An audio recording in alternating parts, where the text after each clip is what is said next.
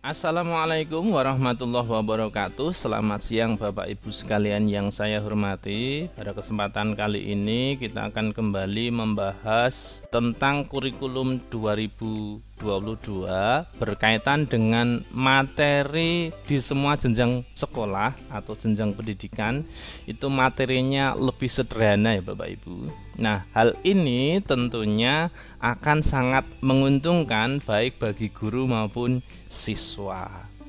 Seperti yang Bapak Ibu ketahui bahwa kurikulum paradigma baru atau kurikulum prototype untuk saat ini sudah dilaksanakan di 2.500 sekolah di seluruh Indonesia, dan nantinya di tahun 2022 itu akan dilaksanakan untuk sekolah-sekolah umum baik negeri maupun swasta di semua jenjang baik PAUD, SD, SMP, SMA, SMK maupun SLB. Nah, untuk pembahasan kali ini kita akan terfokus pada materi untuk semua jenjang di sekolah yang lebih disederhanakan begitu. Nah, rujukan untuk pembahasan kita kali ini adalah materi kebijakan kurikulum untuk membantu pemulihan pembelajaran yang dikeluarkan oleh Badan Standar Kurikulum dan Asesmen Pendidikan, Kementerian Pendidikan, Kebudayaan, Riset, dan Teknologi. Nah, dalam salah satu slide-nya di sini disampaikan tentang prinsip penyederhanaan Bapak Ibu. Jadi kurikulum prototype juga lebih berfokus pada materi esensial di setiap mata pelajaran. Nah, Bapak Ibu bisa perhatikan pada diagram di bawah ini yang tampil di sini. Di sini ada diagram yang berwarna biru muda dan biru tua. Biru muda ini adalah rata-rata jumlah KD di kurikulum 2013. Kemudian untuk biru tua ini adalah rata-rata jumlah capaian pembelajaran kurikulum prototype atau kurikulum paradigma baru. Nah, di sini sebagai ilustrasi ada 3 mata pelajaran: Bahasa Indonesia, Matematika, dan Sains. Sebagai ilustrasinya begini Bapak Ibu, untuk mata pelajaran Bahasa Indonesia ini di kurikulum prototype mata pelajaran Bahasa Indonesia ini mengalami penurunan sebanyak 57%. Seperti itu ya.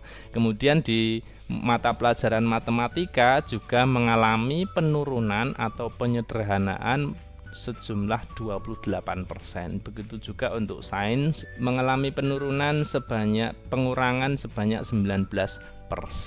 Jadi untuk di kurikulum 2013 itu kan istilahnya KD, dan di kurikulum prototype ini istilahnya capaian pembelajaran. Nah, ini nanti untuk membahas materi penyederhanaan di kurikulum prototype ini, kita akan membahas KD di kurikulum 2013 dan membandingkannya dengan capaian pembelajaran di kurikulum prototype. Nah, tentang kompetensi inti dan kompetensi dasar pada kurikulum 2013 itu rujukannya adalah Permendikbud nomor 37 tahun 2018 ya Bapak Ibu. Ini tentunya tidak asing lagi bagi kita, tentang kompetensi inti dan kompetensi dasar pelajaran pada kurikulum 2013 pada pendidikan dasar dan pendidikan menengah. Nah, ini nanti akan saya berikan sebagai contoh untuk pembandingnya adalah untuk kompetensi inti dan kompetensi dasar pada mata pelajaran Bahasa Indonesia. Ini akan saya contohkan untuk jenjang SD ya Bapak Ibu. Untuk jenjang SD saya contohkan di sini, kita akan melihat KI dan KD pada kelas 4 jenjang SD begitu. Nah, biasanya Bapak Ibu itu tidak asing lagi dengan istilah KI 3 untuk pengetahuan dan KI 4 untuk keterampilan begitu ya. Nah, di kurikulum 2013 KI 3 dan KI 4 itu masih bersifat umum Bapak Ibu, sehingga dalam prakteknya Bapak Ibu guru yang ada di lapangan itu masih kesulitan untuk menerjemahkan dalam menentukan indikator maupun tujuan pembelajaran, karena memang dalam KI 3 dan KI 4 di kurikulum 2013 itu bahasanya masih sangat luas seperti itu ya. Jadi untuk aspek reseptif terutama untuk mata pelajaran bahasa Indonesia itu ada aspek reseptif ya, kemampuan menyimak, mendengar, dan membaca itu masih kurang begitu jelas.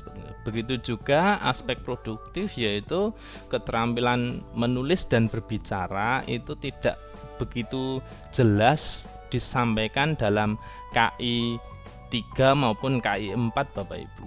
Nah, nanti akan kita bandingkan dengan capaian pembelajaran di kurikulum prototipe atau kurikulum paradigma baru.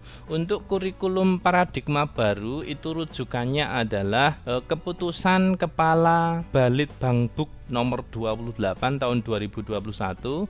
Nanti linknya akan kami sampaikan di deskripsi, Bapak Ibu bisa mengunduhnya begitu ya. Tentang capaian pembelajaran PAUD, SD, SMP, SMA, SLB atau SDLB, SMPLB, SMALB pada program sekolah penggerak. Jadi karena memang saat ini sudah dilaksanakan di 2.500 sekolah penggerak. Karena tadi perbandingannya adalah KI mata pelajaran bahasa Indonesia, ini akan kita bandingkan juga capaian pembelajaran mata pelajaran bahasa Indonesia. Kita akan lihat sebagai contohnya di sini untuk SD ya, SD kelas 4 capaian pembelajaran bahasa Indonesia. Kalau di dalam kurikulum 2013 itu kita mengenal dengan istilah fase begitu Bapak Ibu. Jadi untuk kelas 1 dan 2 SD itu disebut dengan fase A begitu ya. Ini untuk fase A itu untuk kelas 1 dan 2 SD. Kemudian fase B itu untuk kelas 3 dan 4 SD. Fase C untuk kelas 5 dan 6. Kemudian fase D itu untuk SMP kelas 7 dan kelas 8 serta kelas 9, ini adalah fase D. Dan fase E itu untuk jenjang SMA kelas 10. Nah, kita akan lihat fase B untuk kelas 3 dan kelas 4 karena tadi kan kita membandingkannya dengan kelas 4 SD ya Bapak Ibu. Fase B berdasarkan elemen, baik di sini elemennya menyimak, jadi sudah sangat jelas Bapak Ibu. Jadi aspek reseptif di kurikulum 2013 itu salah satunya adalah menyimak atau mendengarkan begitu ya. Di fase B di sini elemennya sangat jelas, menyimak. Capaian pembelajarannya apa? Capaian pembelajarannya peserta didik mampu memahami ide pokok atau gagasan suatu pesan lisan. Jadi di sini sudah sangat jelas Bapak Ibu. Oh, ini elemen menyimak itu capaian pembelajarannya ini. Kemudian membaca dan memirsa atau membaca dan memirsa itu menyimak begitu ya. Di sini capaian pembelajarannya juga sudah sangat jelas Bapak Ibu. Termasuk juga aspek produktif atau keterampilan menulis dan berbicara. Di sini elemennya sudah sangat jelas, elemen berbicara dan mempresentasikan. Jadi capaian pembelajarannya peserta didik mampu berbicara dengan pilihan kata dan sikap tubuh gestur yang santun.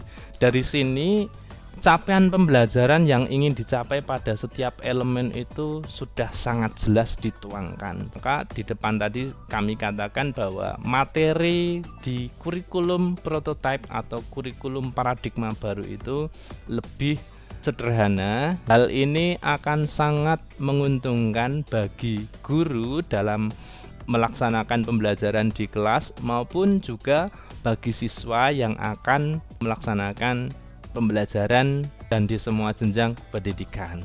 Baik, demikian Bapak Ibu, pembahasan kita kali ini berkaitan dengan materi kurikulum 2022 yang lebih sederhana. Apabila Bapak Ibu punya pendapat, ingin berkomentar, sangat kami persilahkan di kolom komentar. Terima kasih atas perhatiannya. Dari saya akhiri. Assalamualaikum warahmatullahi wabarakatuh.